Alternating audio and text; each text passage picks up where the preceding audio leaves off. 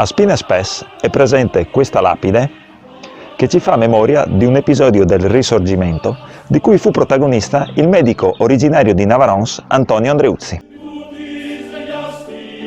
Andreuzzi, in contatto con Mazzini, mise in piedi una banda armata contemporaneamente ad altre create in Veneto e Friuli con l'intento di sollevare una insurrezione popolare e dare un pretesto a Garibaldi per intervenire, così come fu fatto in Sicilia.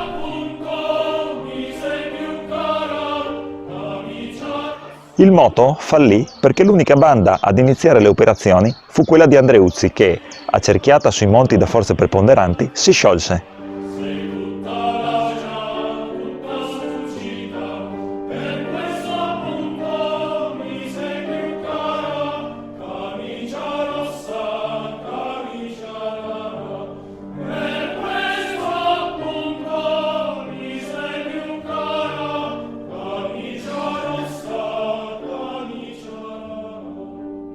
Andreuzzi si nascose tra questi monti e vi rimase per ben 18 giorni nel novembre del 1864.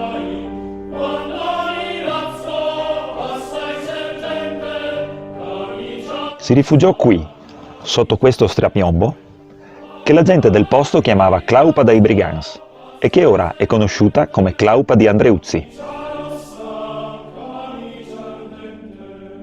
Andreuzzi riuscì a sfuggire alla cattura e raggiunta Bologna raccontò la sua avventura a Luigi Mercantini, il poeta della Spigolatrice di Sapri.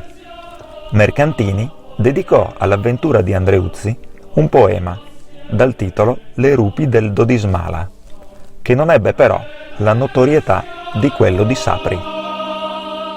Ad ogni modo, le rupi del Dodismala possono essere a pieno titolo un monumento nazionale che ricorda quel risorgimento di ispirazione mazziniana e garibaldina che contribuì all'unità d'Italia.